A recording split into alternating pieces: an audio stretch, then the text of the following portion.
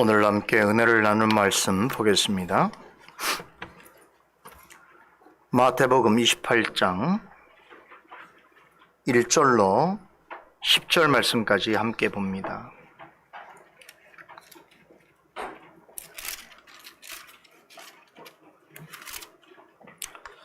제가 봉독해 올리겠습니다. 안식일이 다하여 가고 안식 후 첫날이 되려는 미명에 막달라 마리아와 다른 마리아가 무덤을 보려고 왔더니 큰 지진이 나며 주의 천사가 하늘로서 내려와 돌을 굴려내고 그 위에 앉았는데 그 형상이 번개 같고 그 옷은 눈같이 희거늘 수직하던 자들이 저를 무서워하여 떨며 죽은 사람과 같이 되었더라. 천사가 여자들에게 일러 가로되 너희는 무서워 말라. 십자가에 못 박히신 예수를 너희가 찾는 줄을 내가 아노라. 그가 여기 계시지 않고 그의 말씀하시던 대로 살아나셨느니라. 와서 그의 누우셨던 곳을 보라. 또 빨리 가서 그의 제자들에게 이르되 그가 죽은 자 가운데서 살아나셨고 너희보다 먼저 갈릴리로 가시나니 거기서 너희가 배우리라 하라. 보라 내가 너희에게 일렀느니라 하거늘 그 여자들이 무서움과 큰 기쁨으로 무덤을 빨리 떠나 제자들에게 알게 하려고 다름질할세.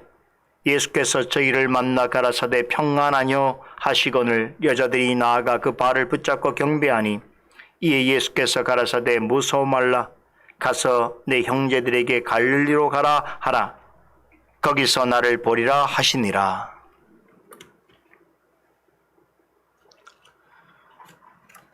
지난 주에 이어서 오늘 본문을 한 번 더 상고해 보려고 합니다.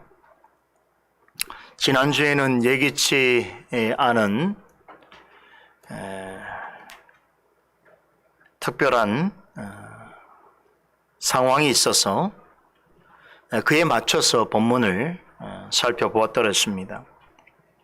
다시 원래 행하던 성경 강해 모드로 돌아와서 오늘은 본문과 더불어 다른 복음서들이 병행적으로 설명하고 있는 예수님의 부활에 대해서 좀 더 깊숙이 들여다보려고 합니다. 예수님께서 부활하신 일에 대해서는 사복음서가 다 같이 상세하게 기록하고 있습니다. 그런데 기억해야 할 것이 있습니다. 복음서 기자들이 바라보고 전하고자 하는 관점에 따라서 조금 다르게 기술되어 있기 때문에 언뜻 보면 조금 혼란스럽게 생각될 여지가 있습니다. 예를 들어서 사복음서는 예수님의 무덤 문이 열린 것을 최초로 목격한 첫 증인이 되는 여인들을 조금씩 다르게 보도하고 있습니다. 마태는 막달라 마리아와 다른 마리아라고 하는가 하면 마가는 막달라 마리아와 야고보의 어머니 마리아와 살로메라는 여인이라고 소개합니다. 누가는 막달라 마리아와 요한나와 야고보의 모친 마리아와 저희와 함께한 갈릴리에서 온 다른 여자들도 포함시켜서 말합니다. 그런가 하면 요한은 막달라 마리아만 언급합니다. 이렇게 각 복음서는 예수님의 부활 소식을 제자들에게 전한 여인들을 다르게 소개하고 있습니다.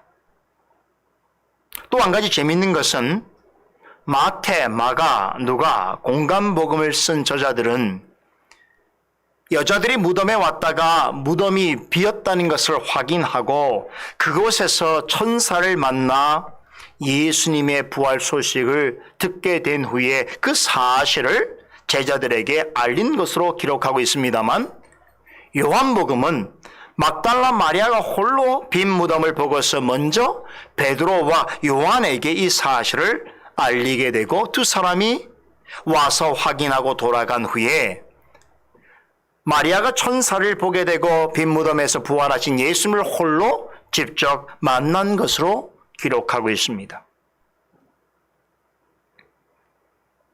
이처럼 사복음서는 예수님께서 부활하신 일과 그것이 알려지는 경과에 대하여 조금은 다르게 기록하고 있습니다. 이 때문에 예수님의 부활에 관한 복음서의 기록에 역사적 객관성과 신빙성이 부족하다고 말하는 자들이 굉장히 많습니다. 성령의 영감에 의해서 복음서가 기록되었다면 어떻게 예수님의 부활의 증인이나 일의 순서가 다르게 기록될 수 있는가? 라고 의문을 제기하면서 이것이 마치 신약 성경의 아킬레스 건인 것처럼 기독교를 믿지 못하는 이유가 되는 것처럼 목소리를 높이고 성경 자체의 의구심을 표합니다. 이런 예가 적절할지는 모르겠습니다만 이런 주장과 같습니다. 쌍둥이라면 생김새, 성격, 취향, 식습관, 심지어는 생각까지도 똑같아야 하지 않는가 하는 그런 주장과 같습니다. 그러나 일란성 쌍둥이뿐만 아니라 몸의 일부가 붙어있는 샴 쌍둥이도 똑같지 않습니다. 예수님의 생애와 관련하여 하신 말씀과 사역을 소개하고 있다는 점에서 사복음서는 많은 공통점과 유사점을 가지고 있습니다. 그러나 각각의 복음서가 가진 서술 특징과 기록 의도는 서로 다릅니다. 한 사건을 두고도 성령께서 복음서 기자들을 통하여 무엇을 강조하려 하시는가에 따라서 혹은 어떤 교훈을 전해 주시려고 하는 의도에 따라서 서술의 관점과 방식이 서로 다르고 서로 보완적입니다. 예수님의 부활에 관한 소식을 전함에 있어서도 사복음서 사이에는 아주 세부적인 면에서 차이를 보입니다. 서로 다른 4명의 저자가 뭐든 똑같이 표현하고 기록했다면 굳이 4개의 복음서가 필요 없겠지요. 오히려 4개의 복음서가 존재한다는 것이 더 이상한 일일 것입니다. 그렇지 않습니까? 그런데요, 예수님의 부활 이야기는 간단해 보이지만 사실 부활 이후에 전개된 일이나 상황을 파악하는 것은 그리 단순치 않습니다. 부활하신 후 40일 동안 지상에 머무시면서 참 많은 일들을 하셨습니다. 부활하신 모습으로 사람들에게 나타내신 것만 해도 10차례 이상이 됩니다. 부활 이후에 예수님께서 움직이신 그 동선을 파악하는 것이 쉽지가 않습니다. 어떻게 보면 매우 복잡합니다. 왜냐하면 부활하신 몸이 우리와 다른 방식이기 때문에 상당히 쉽지가 않아요. 그런데 그 모든 내용을 일일이 다 기록하고 있는 복음서는 없습니다. 요즘 기자들처럼 예수님의 뒤를 쫓아다니면서 모든 상황을 빠짐없이 기록한 것도 아니고 그렇다고 함께 모여서 사건 일지를 대조해가면서 기록한 것이 아닙니다. 무엇을 집중적으로 말하고자 하는가에 따라서 좀 더 부각시킨 내용이 있는가 하면 가감이 생략한 것도 있습니다. 성령께서는 각 복음서 기자들의 고유한 판단과 조술 방식과 목적에 따라서 전체 내용 중에 어떤 것을 자유롭게 취사 선택할 수 있도록 그런 방식으로 기록하도록 해주셨습니다. 이런 형태의 성령의 영감을 가리켜서 유기적 영감이라고 하는데 사복음서는 성령의 간섭과 개입에 의해서 주도되어진 이런 유기적인 영감 방식에 의해서 기록되었습니다. 이런 이해를 바탕으로 복음서를 이해해야 합니다.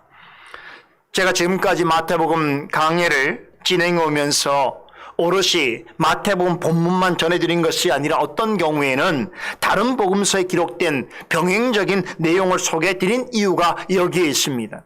그래야 한 사건을 좀 더 입체적으로 바라보게 되고 또 분명한 교훈을 얻을 수 있기 때문입니다. 그래도 지금은 우리가 마태복음을 살펴보고 있는 중이니까 예수님의 부활에 관해서 이 복음서가 어떤 서술적 특징을 지니고 있는지 간단히 정리해 보는 것이 좋을 것 같습니다. 예수님의 부활 사건과 관련해서 마태가 집중적으로 전달하고자 하는 주제의식은 단순 명확합니다. 하나는 예수님의 말씀대로 부활하셨다는 것이, 그 증거가 그분의 무덤이 비어 있었다는 것입니다. 또 한 가지는 제자들이 부활하신 예수님을 만나게 되었다는 것입니다. 그래서 결론적으로는 예수님의 부활을 확신하게 된 제자들로 하여금 예수님께서 가르치신 복음을 온 세상에 전파하는 그리스도와 복음의 증인으로 삼으셨다. 이 사실을 강조하는 것이 마태복음 28장의 중심 주제입니다. 그런 점에서 볼 때 예수님의 부활과 관련된 마태복음 28장은 바로 이러한 마태가 의도한 그러한 주제의식이 아주 충실하게 잘 반영된 서술적인 특징을 보여주고 있습니다. 이런 주제의식을 보다 명확하게 부각시키기 위해서 마태는 다른 복음서에 기록된 그런 내용들의 일부를 가감히 생략하고 있습니다. 그렇게 함으로써 전하고자 하는 내용과 주제가 아주 또렷하게 독자들에게 전달되도록 애쓰고 있습니다. 한 가지 흥미로운 것은 다른 복음서에 기록되지 않는 내용도 마태복음에 기록된 것이 있습니다. 예를 들어서 로마 군인들에 관한 이야기는 다른 복음서에 없습니다. 그런데 다 의도가 있는 것이. 마태복음 28장은 이런 마태의 신학적 의도와 목회적 판단에 따라서 매우 짜임새 있게 구성되어 있습니다. 저는 오랫동안 이 마태복음 강해를 진행해 오면서 이 마태에 대해서 많은 생각을 하게 됐는데 사실 마태는 성격 그대로예요. 마태라는 분은 군더더기 없는 분이 그의 성격처럼 이 마지막 28장의 내용도 전혀 군더더기가 없이 그가 그동안 충실하게 마태복음을 통하여 우리에게 전달하려고 하는 그 의도 자체에 포커스를 맞춰서 28장 내용을 기록하고 있습니다. 자, 이런 설명을 처음 듣는 분은 좀 낯설고 어려운 이야기가 될지도 모르겠습니다만 지금까지 강의를 잘 들어왔고 이 계기로 복음서를 이해하는 데 조금이라도 어떤 성경적인 안목과 통찰력을 갖게 된 분이라면 실제적으로 도움이 될 만한 이야기라고 저는 확신합니다. 오늘도 여러분이 예수님의 부활 사건을 이해하는 데 있어서 큰 도움이 될 만한 내용을 전해드리고자 합니다. 앞서 말씀드렸듯이 복음서마다 젖을 의도와 목적에 따라서 생략하고 포함시킨 내용들이 있기 때문에 한 복음서만을 가지고 부활하신 후에 일어난 모든 일들을 다 알 수가 없습니다. 오늘 본문과 다른 복음서에서 병행하고 있는 그 본문들을 중심으로 부활하신 예수님께서 적어도 갈릴리로 가시기 전까지의 상황을 순차적으로 어떤 일들이 발생하였으며 그와 관련해서 우리가 생각해 보아야 할 중요한 교훈이 무엇인지에 대해서 함께 상고해 보려고 합니다. 자, 이것을 살펴보려면 사복음서 내용을 전체적으로 대조 비교해 보아야 합니다. 말씀드린 대로 예수님의 부활에 관한 이야기는 굉장히 방대합니다.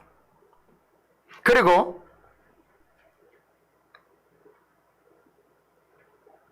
그 복음서마다 강조하고자 하는 기술의 내용의 특징이 분명하기 때문에 일이 진행되어지는 순서가 매우 복잡합니다.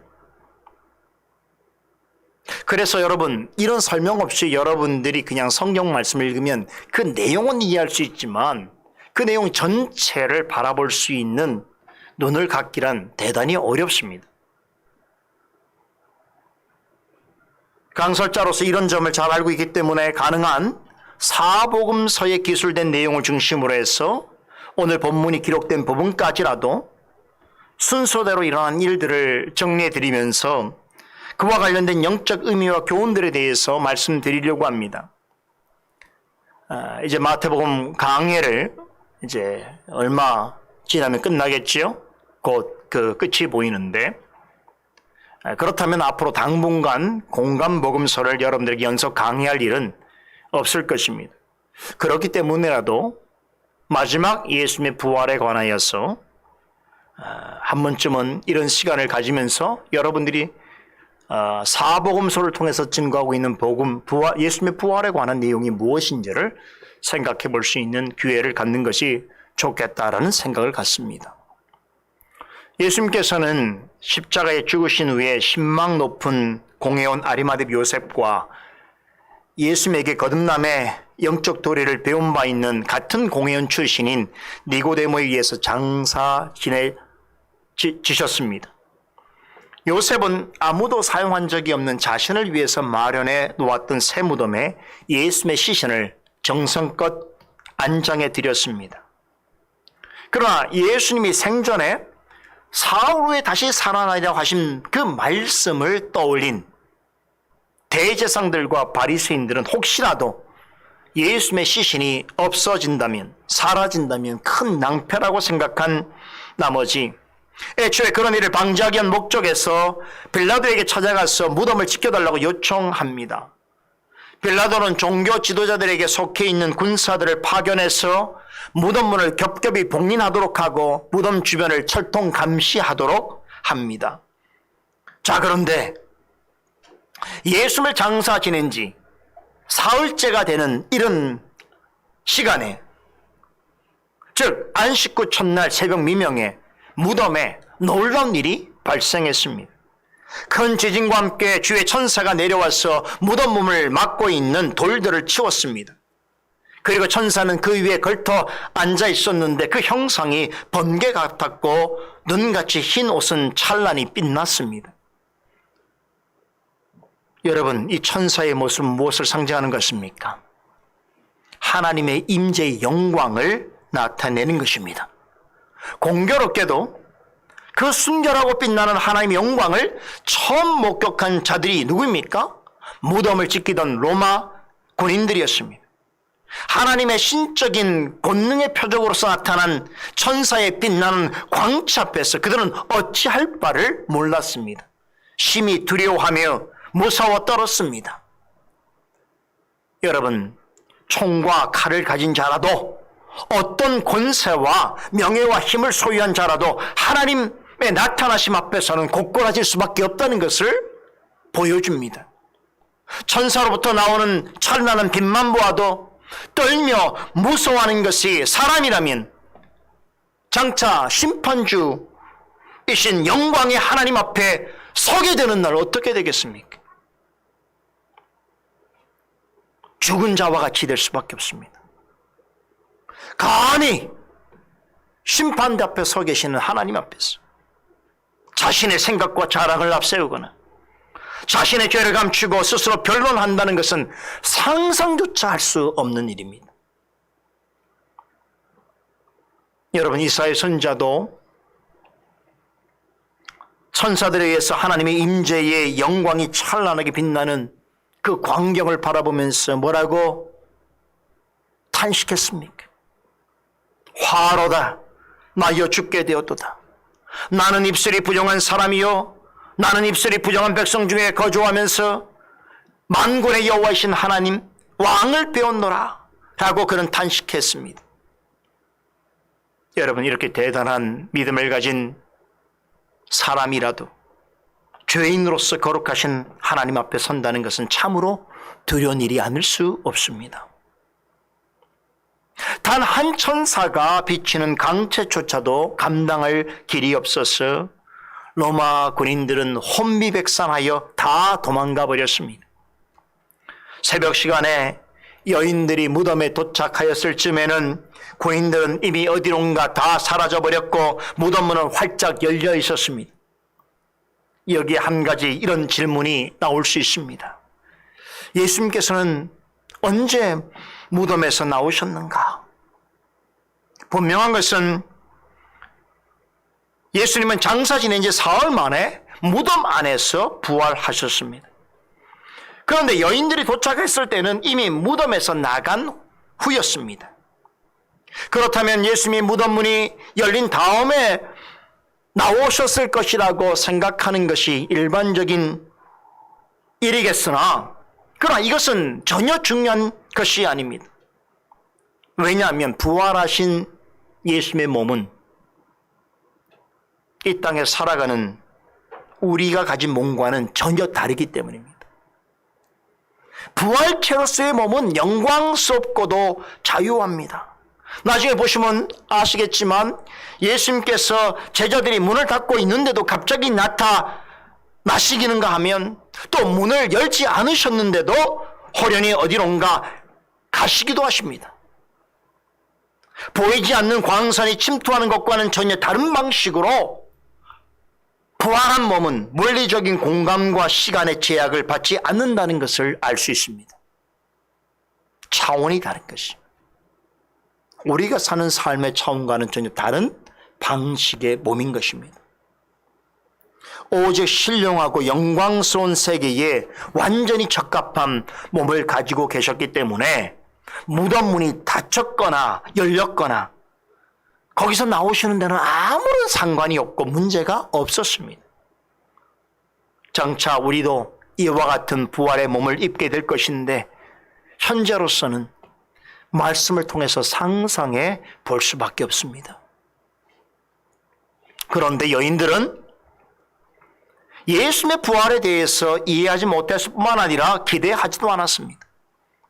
갈릴리에서부터 따라와서 예수님이 십자가에 못 박혀 죽으시고 장사 되시는 것까지 지켜본 여인들은 유대인의 장례법에 따라서 예수님의 시신에 향유를 바르기 위해서 새벽 미명에 무덤을 찾아왔습니다. 마가복음 16장 3절에 보면 여인들이 무덤에 오면서 한 걱정이었던 것을 묘사해 줍니다.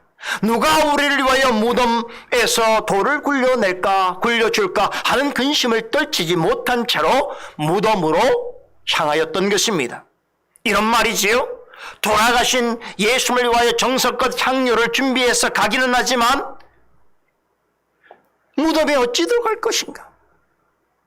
우리 힘으로는 무덤에 돌을 옮겨 놓을 수가 없을 텐데 그리한다면 우리는 어떻게 해야 될 것인가?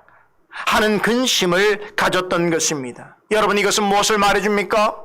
갈릴리로부터 골고다까지 주님을 쫓아올 정도로 신앙심이 두텁고 믿음의 의리가 출중했던 여인들이었으나 진짜로 예수님이 부활하실 것이라고 하는 것에 있어서는 기대하지 못했다는 것입니다.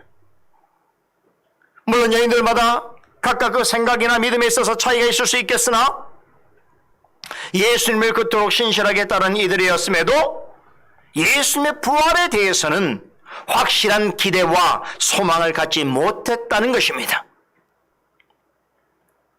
여러분과 저야 예수님의 부활에 대해서 늘 듣고 배우니까 그것을 믿는 믿음이 있다고 할 수 있겠습니다만, 죽은 사람이 살아나는 것을 경험한 적도 없고 부활의 복음에 대해서 구체적으로 배워본 적이 없는 사람 편에서는 어쩌면 이런 것이 당연한 일인지도 모릅니다. 그러기에 예수님의 부활 소식을 전하여 준 천사나 직접 그녀들을 만나주신 예수님께서는 그녀들의 부족함에도 불구하고 그들을 크게 나무라지 않으셨습니다. 천사는 오히려 그녀들을 향해서 두려워하지 말라고 다독해 주면서 주님께서 부활하신 사실을 확인시켜 주었습니다. 그러기에 여인들이 예수님의 부활에 대해서 기대와 소망 없이 무덤을 찾아갔다는 일에 대하여 그들의 믿음을 우리는 함부로 폄하해서는 안 되는 것입니다.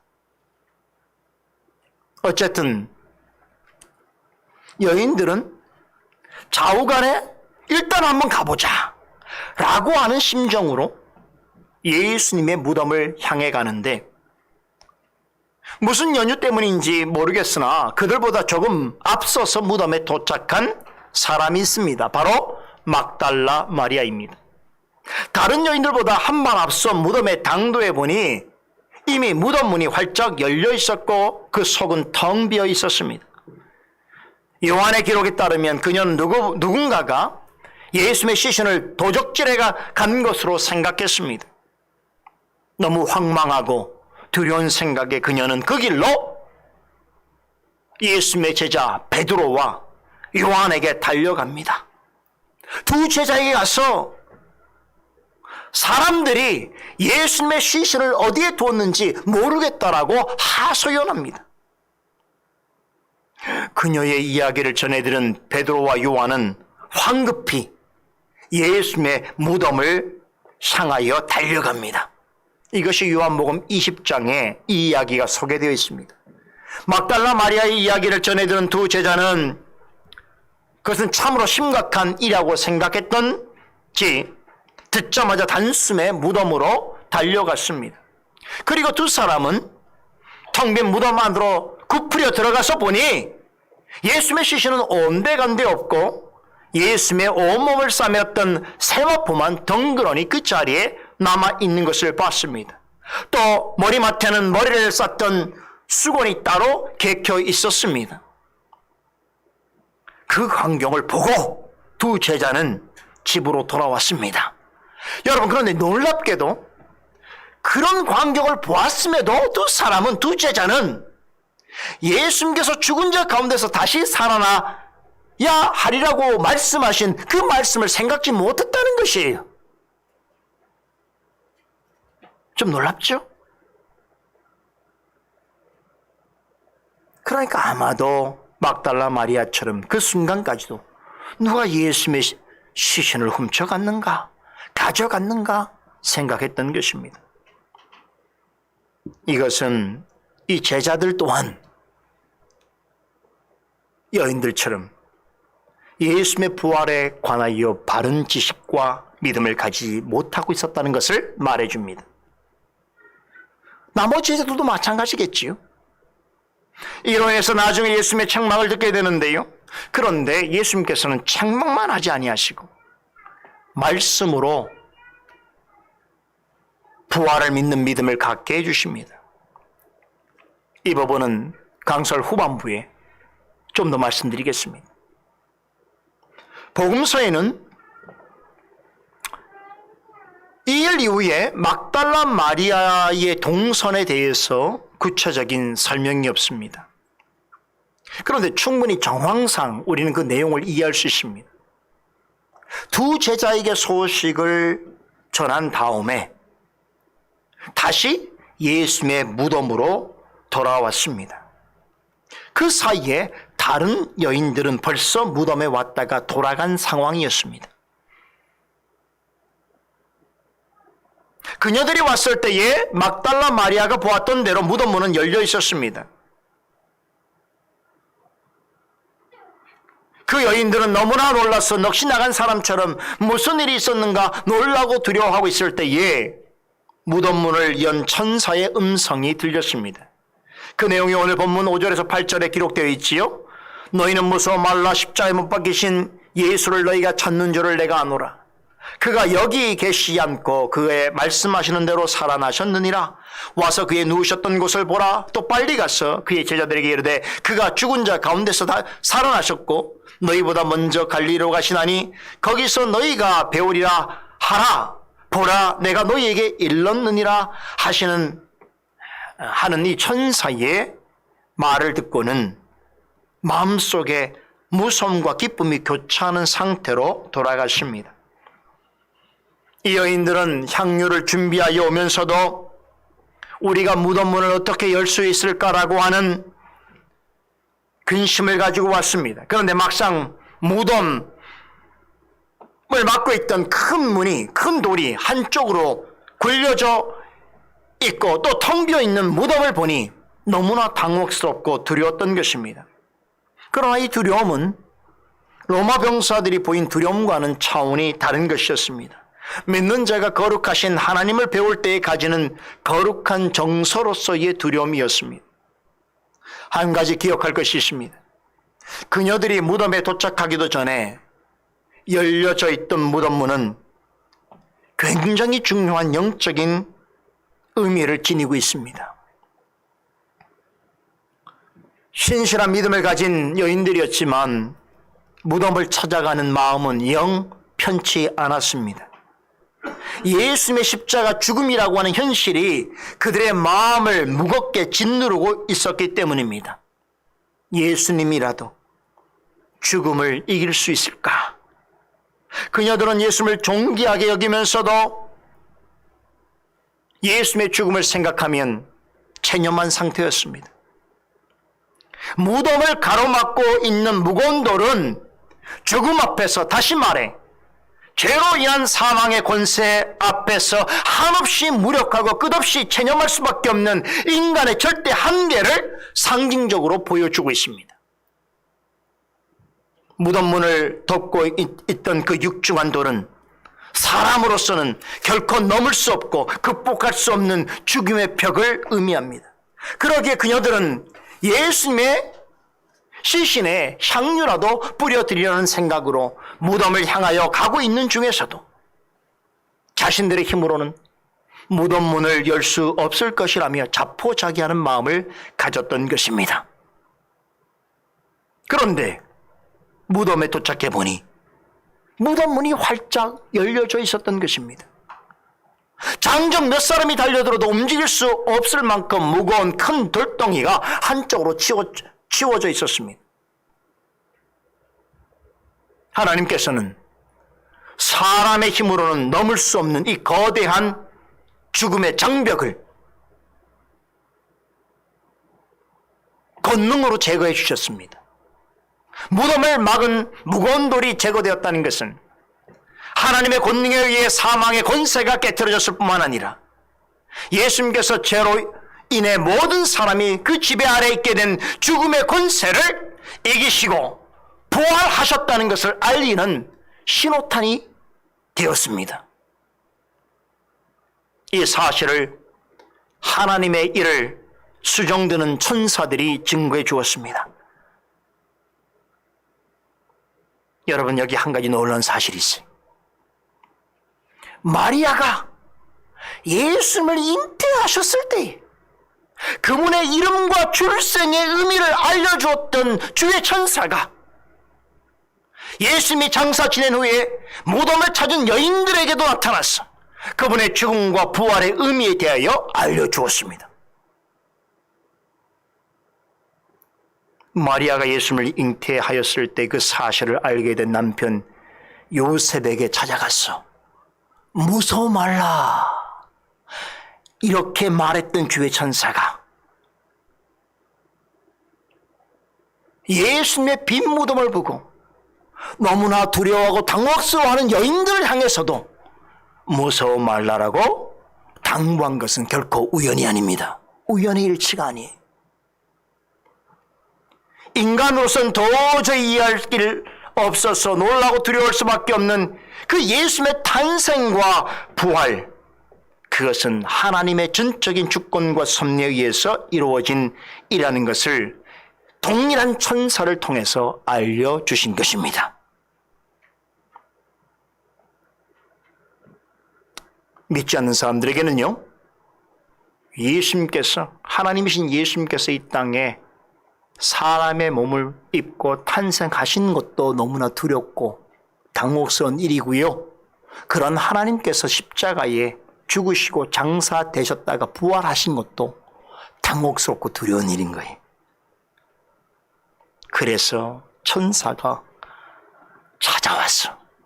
두려워 말라 라며 탄생의 의미와 부활의 의미를 친히 설명해 주게 된 것입니다. 천사는 여인들에게 예수님의 죽음은 일반적인 죽음이 아니라 모든 죄인을 위해서 십자가에 죽으신 특별한 죽음이라는 것을 알리면서 말씀대로 살아나신 예수님께서는 더는 무덤에 계시지 않으신다고 하였습니다. 그러니 이것은 죄인들을 위하여 가장 기쁜 소식이니 빨리 가서 제자들에게 그가 죽은 자 가운데서 살아나셨다라고 하는 소식을 전하라고 명하였습니다. 이렇게 하여 근심 가득한 마음으로 예수님의 무덤을 찾은 여인들은 예수님께서 약속대로 다시 살아나셨다는 것을 알게 되었을 뿐만 아니라 다른 이들에게도 부활의 복음을 전하는 산 증인이 되었습니다. 이에 큰 두려움과 기쁨을 안고 제자들에게 갔습니다. 자, 그런데요, 여기까지는 아직도 이 부활하신 예수님을 실제로 만난 사람은 없어요. 아직까지는. 천사들의 말을 듣고 예수님이 부활하셨다는 걸 알고 제자들에게 찾아가서 그 소식을 알려주게 된 것이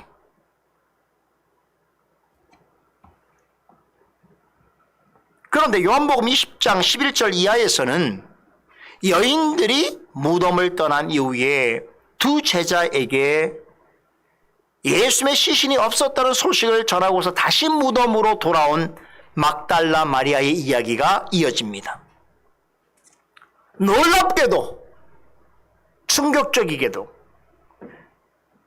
그녀는 역사상 첫 번째로 부활하신 예수님을 만난 사람이 되었습니다.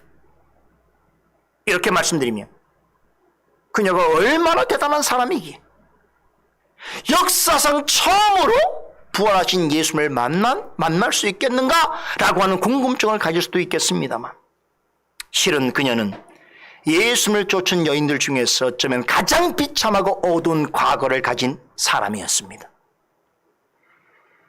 예수님을 만나기 전까지만 해도 7 귀신 들려서 자신의 고향을 떠나서 방탕한 삶을 살았습니다. 당시 사회적 관점에서 본다면 그녀는 가히 최빈곤층에다가 최천민에 속하는 최악의 생을 살아가는 자였습니다. 그래서였던지 성경에는 그녀의 이름 외에는 그녀에 대해서 알 수 있는 것이 거의 정보가 없어요. 그녀의 가족도 없고 그녀의 어떤 삶의 터전에 관한 어떤 기록도 없습니다. 최천민이었다는 것이죠. 귀신 들려 7 귀신 들린 사람을 누가 관심을 갖겠습니까? 얼마나 많은 괴로움과 고통과 버림과 정죄 속에서 살았을까요? 설명하지 않아도 가늠해 볼 수 있습니다. 그런데 부활하신 예수님께서 그런 여인에게 최초로 자신을 나타내셨다는 건 참으로 기이하고 놀라운 일입니다. 그로써 마귀의 종으로 설 수밖에 없는 운명을 지녔던 여인이 예수님을 만나 완전히 새로운 삶을 살게 되었습니다. 예수님께서는 그의 육체와 정신을 지배하고 있던 귀신들을 몰아내 주셨습니다. 예수님의 은혜와 능력으로 육신과 정신의 병을 깨끗하게 고침받았습니다. 한때 마귀에게 붙잡힌 바 그의 종으로 살았던 그녀의 삶은 이제는 주님을 사랑하고 원신하는 주님의 종으로서의 삶으로 변화되었습니다. 그 은혜가 너무나 감사하고 감격스러워서 예수님을 만난 이후로 갈릴리로부터 골고다까지 쫓아오게 된 것입니다. 그리고 예수님의 죽음과 장사와 부활까지 목격한 증인이 되었습니다.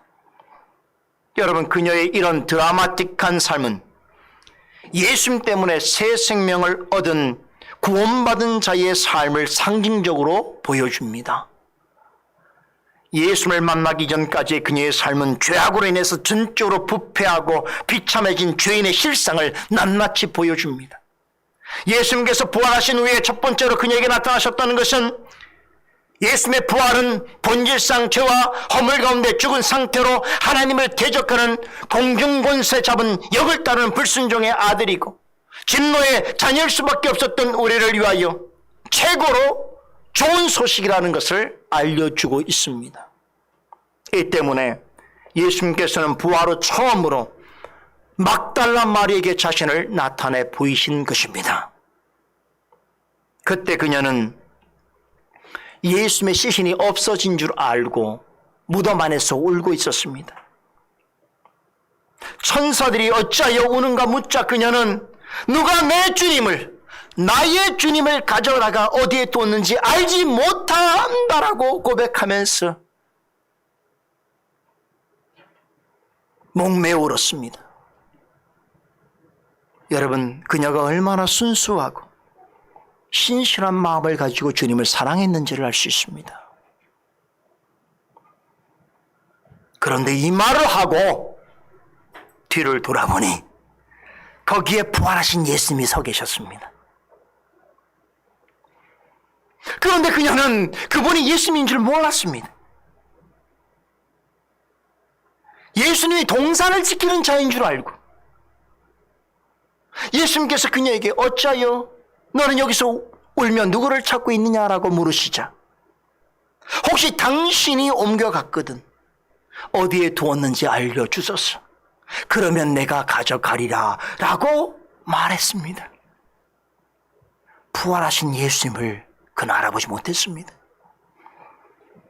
그제서 예수님께서 마리아야 라고 다정히 그의 이름을 부르셨을 때에 그제서야 그분이 예수님인 줄 알고 히브리어로 라보니, 선생님, 존경하는 선생님 이렇게 부르면서 예수님을 붙잡으려 했습니다. 예수님께서 그녀의 이름을 불러주시기 전까지는 예수님과 대화를 나누면서도 그분이 부활하신 예수님인 것을 몰랐습니다.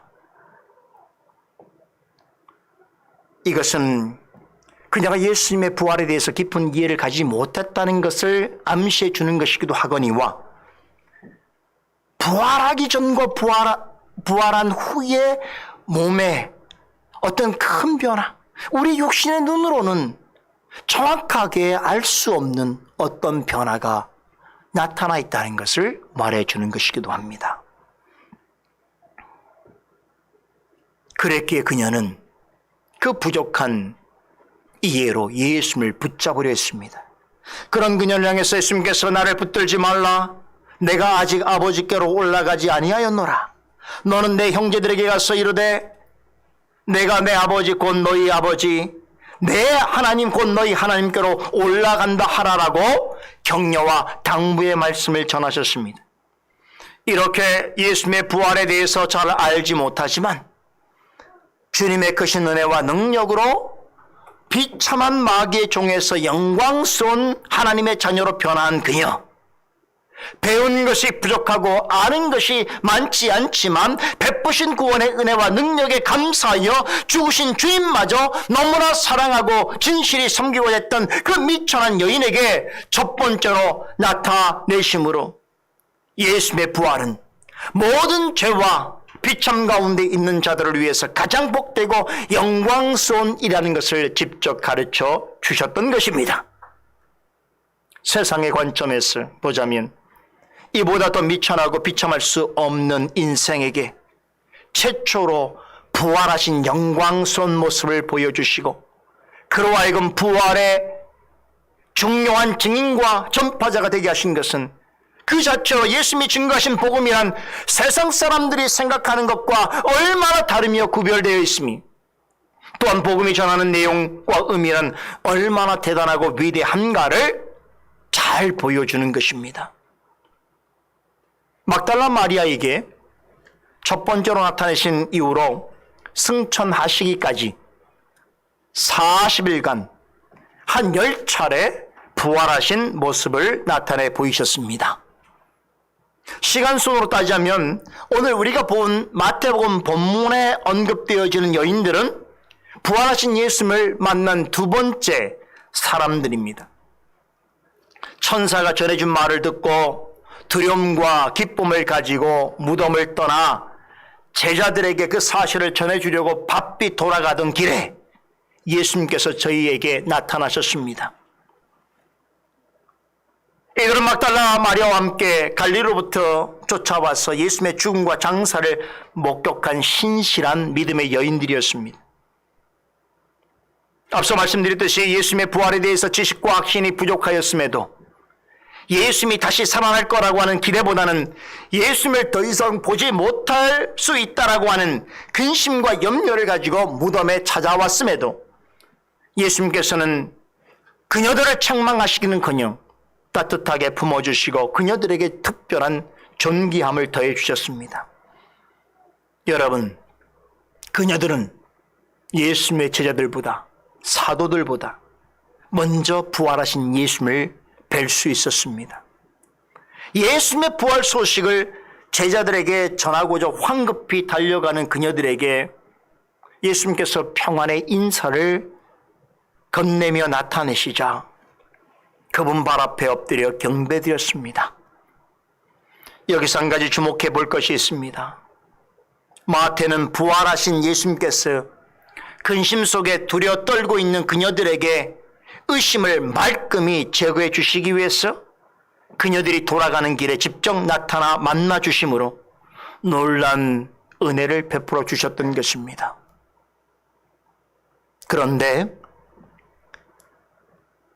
이 복음과 관련해서 마가복음의 기록은 약간 다릅니다. 같은 사건을 소개하고 있는 마가복음 16장 8절에 따르면 여자들이 몹시 놀라 떨며 나와 무덤에서 도망하고 무서워하여 아무에게 아무 말도 하지 못하더라라고 전합니다. 천사의 말을 듣고 예수님이 부활하셨다는 것을 알게 되었고 천사의 명령에 순종해서 그 소식을 예수님 제자들에게 전하려 가려던 참인데 마가는 그럼에도 그녀들이 두려움과 낙심된 상태에 있었다고 말해줍니다. 예수님의 부활 소식을 듣고도 그녀들의 마음에는 평안이 없었다는 말입니다. 도리어 무서운 생각이 들었습니다. 그래서 부활하신 예수님께서 저들 앞에 직접 나타나신 것입니다. 자, 여러분, 중요합니다.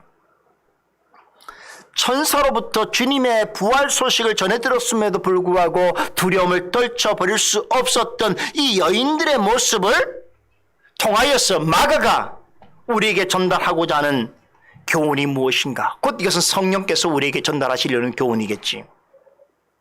이것입니다.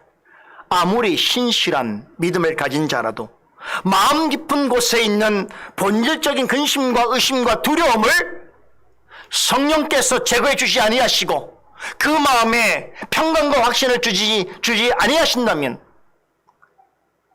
복음을 듣고 배워도 낙심할 수밖에 없고 입이 있어도 감사를 고백할 수 없다는 것입니다. 막달라 마리아는 무덤 안에서 자신 뒤에 서 계신 예수님을 보았음에도 동산직이라고 생각하여 슬픔을 토해냈습니다. 여인들은 천사가 전하여주는 예수님의 부활 소식을 들었음에도 몹시 떨며 두려워했습니다. 놀랍게도 제자들 중에서도 부활하신 예수님을 한눈에 알아본 사람은 거의 없습니다. 이는 같은 예수님이라도 부활하기 이전의 몸과 이후의 몸을 구분할 수 없을 정도로 어떤 중대한 차이가 있다는 것을 암시해주는 동시에 무엇보다도 하나님의 은혜와 성령의 도우심 없이는 누구도 스스로 복음을 믿고 깨달을 수 없다는 것을 교훈해 줍니다. 하나님의 은혜와 성령님의 도우심이 없다면 부활하신 예수님을 만나더라도 그가 그리스도인지 알 수 없습니다. 부활의 복음을 들어도 진실로 예수님을 영접함으로 주님으로 섬길 수 없습니다. 마가가 여인들의 반응을 다른 복음서 기자들과 사뭇 다르게 보도하고 있는 이유가 여기에 있습니다. 은혜와 도우심이 없다면 부활하신 주님을 만나도 두려움뿐이고 낙심뿐이라는 것이. 그러나 두려웠더는 그들을 직접 만나주신 예수님께서 그녀들에게 전하여 주시는 음성을 들은 이후에 그녀들은 부활의 참 기쁨과 소망과 확신을 가지게 되었습니다. 부활하신 예수님을 만난 여인들은 부활의 복음을 전하기 위해서 제자들이 머물고 있는 갈릴리로 향했습니다. 그런데 소식을 들은 제자들의 반응이 어떤 줄 아세요? 말씀드린 것처럼 서로 약속이 난 듯이 다들 믿지 않았습니다. 이 사실을 마가복음과 누가복음이 이렇게 증거합니다. 마가복음 16장 11절에 그들은 예수께서 살아나셨다는 것과 마리아에게 보이셨다는 것을 듣고도 믿지 아니하니라. 누가복음 24장 11절에 사도들은 제자들은 그들의 말이 허탄한 듯이 들려 믿지 아니하냐 라고 말씀합니다. 제자들은 신실한 믿음의 여인들이 전해준 예수님의 부활 소식을 직접 전해 듣고도 믿지 않았습니다.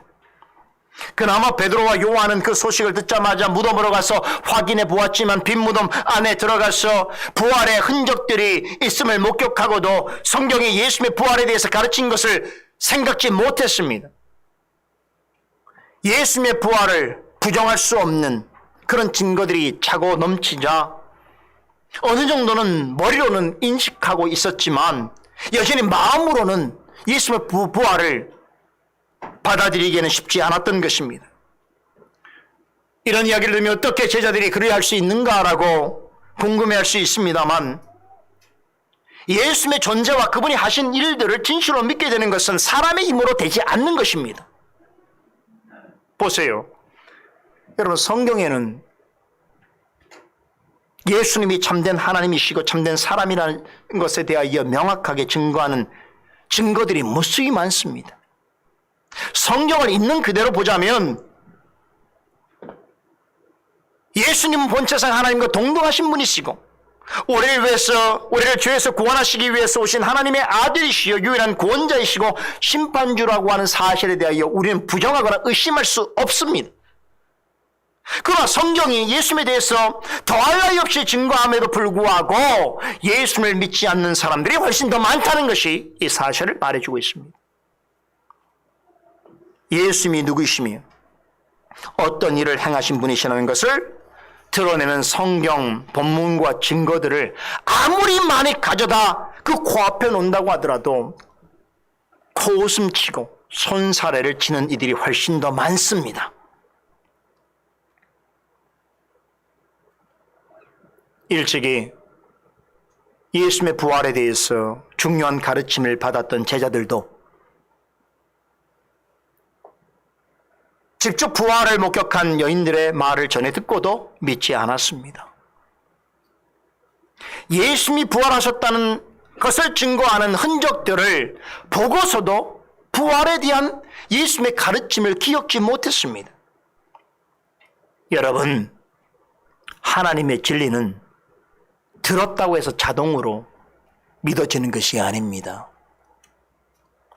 예수님에게 관심이 있다고 해서 저절로 그분을 구주로 믿고 고백하게 되는 것이 아닙니다. 사람의 어두운 심령을 말씀의 빛으로 조명해 주시는 성령의 역사가 반드시 있어야 하는 것입니다. 그렇지 않다면 예수님을 잘 안다고 하는 제자라도 여전히 불신 상태에 머물러 있을 수밖에 없습니다. 여러분, 엠마오로 가는 두 제자 이야기를 기억하십니까? 여인들이 부활하신 예수님을 제자들에게 전하러 갈릴리로 향하여 가던 그날 오후에 엠마오로 향하던 두 제자가 있었습니다. 누가복음 24장 13절 이하에 이 이야기가 자세히 소개되어 있습니다. 예수님의 11제자 말고도 제자라고 불리는 여러 명의 사람들이 있었는데 그중 두 사람이 엠마오로 향하여 가게 되었습니다.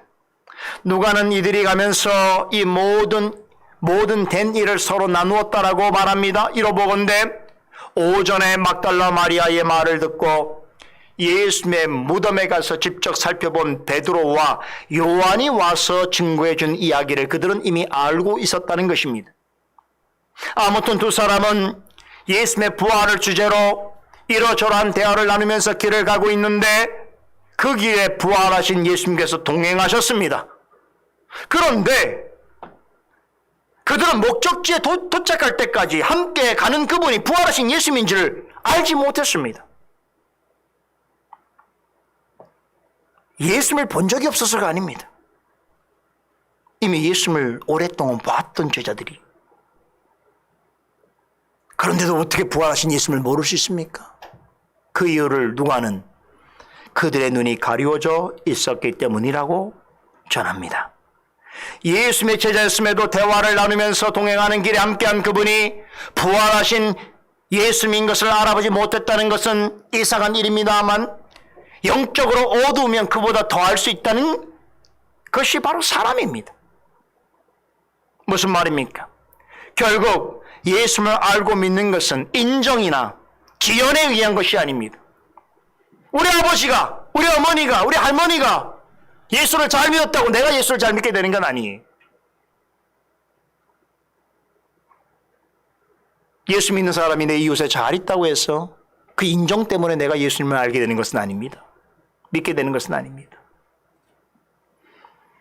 오직 하나님의 은혜와 성령의 깨닫게 하시는 도우심이 있어야 바로 믿고 바로 알 수 있습니다. 가는 동안 예수님께서는 그들의 대화에 슬며시 끼어드셨습니다. 두 사람의 낯빛이 어두운 것을 보시고는 무슨 이야기를 그리 심각하게 나누는지를 물으셨습니다. 그러자 글로바라고 한 이름을 가진 제자가 참 황당하다는 듯이 당신 이런 것도 몰라요? 라고 하듯이 요즘 예루살렘에서 가장 이슈가 되는 나사렛 예수에 관한 일을 들어보지 못했냐고 면박 줍니다. 그러면서 예수님이 유대 지도자들에 의해서 넘겨져서 사형 선고를 받고 십자가에 못 박혀 죽은 이야기를 전합니다. 그러면서 우리는 그분이야말로 이스라엘을 구원하실 분이라고 알고서 믿었는데 그분에게 소망을 걸게 되었는데 그분이 죽게 되었다. 그로부터 사흘이 지났는데 오늘 새벽에 무덤을 찾아간 몇몇 여인들이 그 예수님의 시신이 없어졌다는 그런 소식을 전하여 주더라.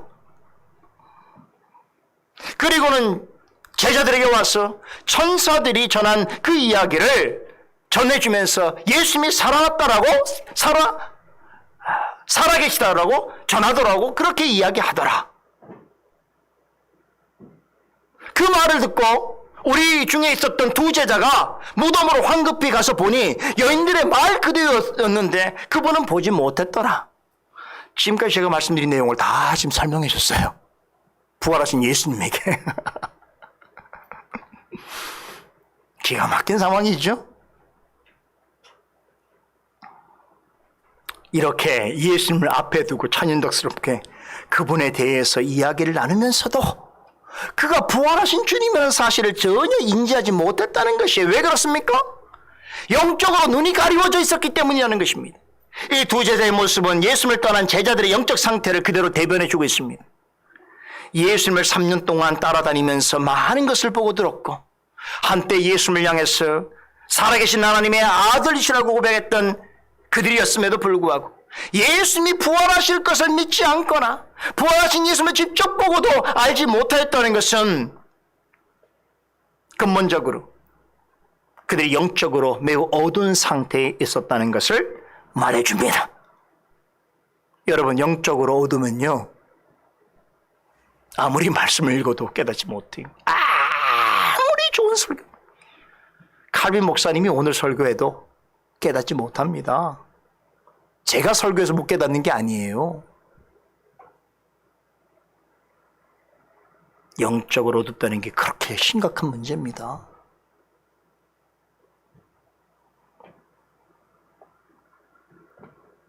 그들과의 대화를 다 나누신 다음에 예수님께서 그 두 제자에게 뭐라고 말씀하신 줄 아세요?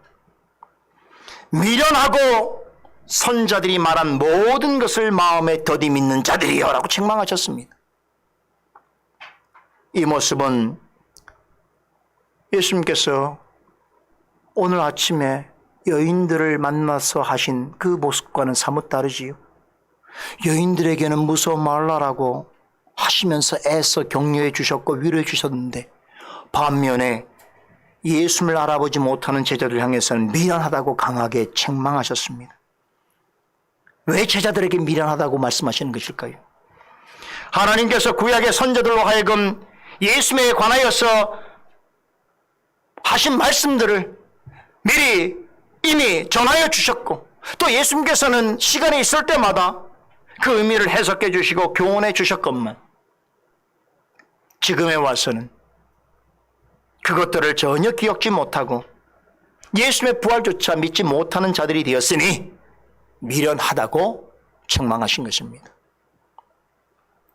여러분, 사도와 일반 성도와의 차이가 이런 것이 있어요. 그렇게 하나님의 말씀을 많이 듣고 배웠는데도 일반 성도보다 못한 믿음을 가지면 주님으로부터 책망 듣는 겁니다. 교회에 온 지 얼마 되지 않는 성도보다 오랫동안 교회에 머물러서 많은 말씀을 들었는데도 깨닫지 못한다면 책망을 들을 수밖에 없는 것이. 그런데 여러분, 만일에 예수님께서 이렇게 제자들에게 실망감만 표현하시고 화를 내시면서 이 이야기가 끝났다면 어떻게 됐을까요? 파국으로 치닫게 되었다면 제자들은 영영 부활의 참된 지식과 소망을 갖지 못하였을 수도 있었을 것입니다. 그런데 예수님께서는 미련하고 믿음의 자람이 더딘 제자들을 책망하지만 않으셨습니다. 그리고는 어떻게 하신지 아세요? 그들과 더불어 유숙하시면서 하룻밤을 그들과 함께 지내시면서 그들에게 성찬식을 행해 주시고 성경을 자세히 풀어 설명해 주셨습니다. 그제서야 그들의 영적 눈이 밝아지더니 지금까지 함께 한 분이 부활하신 예수님인 줄을 깨닫게 되었습니다. 그 순간 예수님은 마치 순간 이동하듯이 호련히 그들 곁을 떠나 갈릴리로 가셨습니다. 여러분, 여기 중요한 교훈이 있습니다. 말씀을 잊어버리거나 말씀을 믿지 못하는 사람을 돌이키게 하는 가장 중요한 수단은 말씀밖에 없습니다. 예수님과 함께 하면서도 예수님을 알지 못했던 두 제자에게 예수님께서는 밤새 성경을 풀어 해명해 주셨습니다.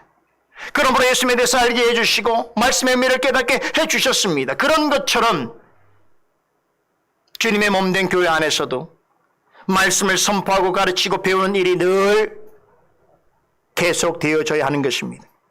목회자는 때를 얻든지 못 얻든지 말씀을 증거해야 합니다. 성도들은 말씀을 듣고 깨닫고 행하는 일에 힘써야 합니다. 누가복음 24장 27절에 보면 예수님께서 두 제자를 붙잡고 밤새도록 모세와 모든 선자들의 글로 시작하여 모든 성경에 쓴 바 자기의 가는 것에 대하여서 자세하게 설명해 주셨다고 합니다. 그렇게 하여 그들의 얻은 영적 눈을 뜨게 해주셨습니다. 예수님께서는 승천하신 이후로 이 일을 진리의 기둥과 터로 세우신 교회에 맡기셨습니다. 더 정확하게 말하자면 성경 해석과 설교를 위하여 부르심을 받은 말씀 사역자들에게 맡기셨습니다.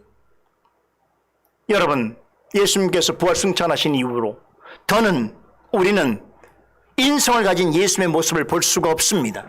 예수님께서 인성을 가진 모습으로 우리와 함께 계시는 것이 아닙니다. 그렇다면 그 예수님께서 우리를 어떻게 가르치실까요? 바로 사역자의 입을 통하여 전하는 말씀을 통해서 지금도 여전히 가르치고 계시는 것입니다. 말씀 사역자가 강단에서 혹은 집회에서 말씀의 의미를 올바로 해명할 때에 성령께서는 그 말씀을 통해 듣는 자의 마음에 역사하십니다. 그렇게 하여 예수님이 눈에 보이지 않더라도 예수님을 더 굳게 믿게 하시고 더 가까이 다가가게 하시는 것입니다. 말씀과 함께 그분이 함께 하신다는 것을 확신케 합니다. 이렇게 주님의 뜻대로 말씀을 해명하고 성령께서 그 말씀 가운데 역사하실 때에 여러분, 어떤 일이 벌어지는 줄 아세요? 엠마오로 가던 두 제자의 경험은 우리에게 굉장히 중요한 교훈을 전해주고 있습니다.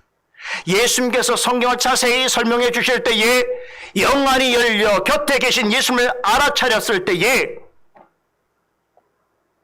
그들에게 더는 예수님은 보이지 않았습니다. 호련히 사라지신 것입니다. 그런데요, 이를 겪은 두 제자가 서로 뭐라고 고백하는 줄 아세요? 누가복음 24장 32절에 우리에게 말씀하시고 우리에게 성경을 풀어주실 때에 우리 속에서 마음이 뜨겁지 아니하더냐? 라고 서로 전했습니다.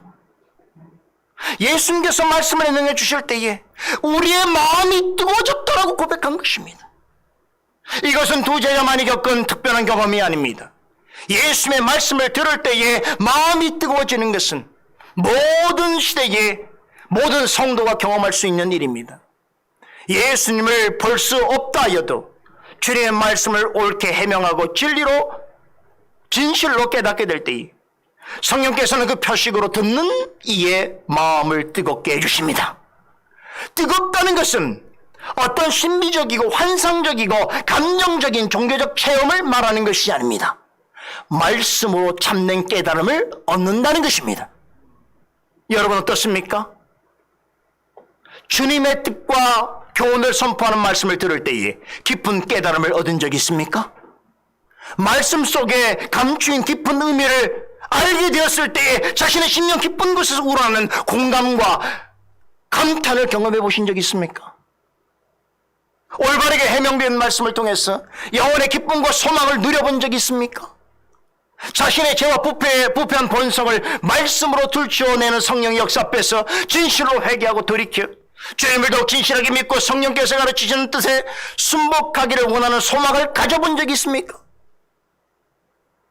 말씀이 머릿속에 관념이나 이론으로 자리하지 않고 내 삶을 살아가게 하는 실질적인 은혜의 동력이라고 하는 사실을 말씀을 통해서 깨닫고 확신한 적이 있습니까?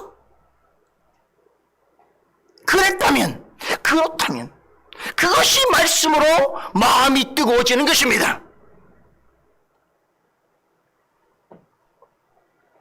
저는 말씀을 연구하고 전할 때 늘 마음이 뜨거워집니다. 여러분 어떻습니까? 말씀을 들을 때 마음이 뜨거워집니까? 참된 깨달음이 있다면 그것이 여러분이 마음이 뜨거워진 것입니다. 그것이 성령께서 그 선포되어지는 말씀을 통하여 그 말씀의 참된 의미를 깨닫고 그 말씀 앞에 부복하여 하나님의 자녀로 살아가기를 소망하는 마음을 주셨다는 증거인 것입니다. 여러분, 항상 말씀 듣기를 소망하고 말씀으로 깨달음을 얻으면서 말씀대로 살아가기를 소망하는 자의 마음은 뜨겁습니다. 말씀이 우리 속에서 살아 역사하면, 성령께서 말씀으로 우리의 마음을 조명하시면 마음이 뜨겁지 않을 수 없습니다. 그런 뜨거워진 마음을 가지고 두 제자는 여기서 이러고 있으면 안 되겠다는 생각에 다시 그 길로 제자들이 모인 곳으로 한 걸음에 달려가서 부활하신 예수 그리스도를 전파하였습니다. 이와 같이 말씀으로 마음이 뜨거워지는 역사가 늘 여러분과 저의 삶에 가득하기를 소원합니다. 기도하겠습니다. 살아계신 하나님, 오늘도 말씀을 통하여 부활하신 예수님을 알게 해주시고 부활하심으로써 우리에게 나타내신 그 깊은 의미와 뜻이 무엇인지를 깨닫게 하실 뿐만 아니라 부활을 경험한 자로서 어떠한 마음으로 살아가야 할지를 알려주시니 감사드립니다. 이런 은혜가 우리의 마음을 뜨겁게 하는 줄 믿사오니 오 주시는 은혜를 잃지 않고 이 말씀의 뜨거움을 식히지 아니하고 늘 주님 앞에 말씀으로 주님과 함께하는 삶을 살아가는 우리 모두 되게 하여 주시옵소서. 성령께서 우리 마음에 진리의 빛과 불을 남겨놓으시사 우리의 마음이 항상 뜨거워질 수 있도록 도와주시옵소서. 예수님의 이름으로 기도드리옵나이다. 아멘.